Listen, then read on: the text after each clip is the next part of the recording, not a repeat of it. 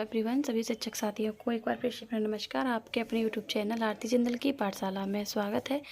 साथियों, आज मैं आपके साथ क्लास 2 की विषय हिंदी सारंगी की 4th चैप्टर की शिक्षण योजना, जिसका नाम है माँ, वो मैं आपके साथ शेयर कर रही हूँ। इससे पहले मैं 3 शिक्षण योजना आपके साथ शेयर कर चुकी हूँ, तो वो आप देख सकते हैं।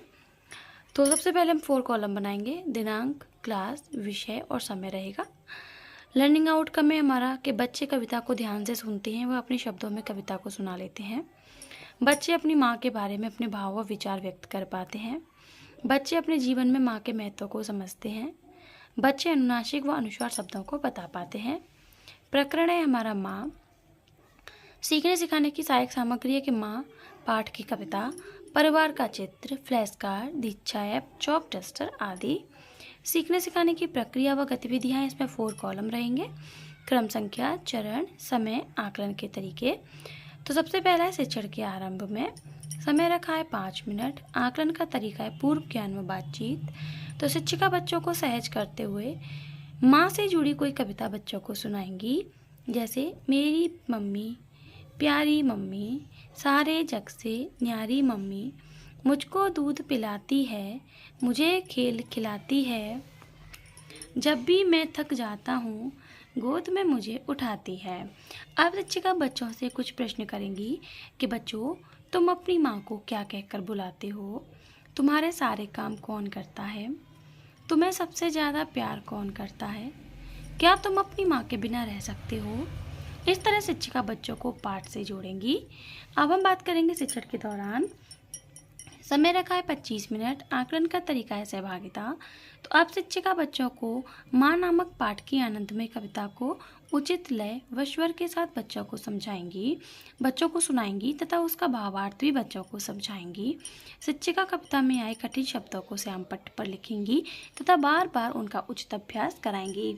तो हम माँ नाम की कविता को जो हमारी बुक में दे रखी है वो है, माँ तुम कितनी भोली भाली, कितनी प्यारी प्यारी हो, दिल से सच्ची मिश्री जैसी, सारे जग से न्यारी हो, मेरे मन में जोश तुम्ही से, तुमसे ही प्रकाश, मुझ में साहस तुमसे आता, तुमसे ही विश्वास। तो बच्चों, यह कविता, अब इसका हम भावार्थ बच्चों को समझाएंगे। तो बच्चों, यह कविता हमारी पाठ्य पुस्तक सारंगी हिंदी कक्षा 2 से ली गई है। इसके रचयिता अनुभव राज हैं।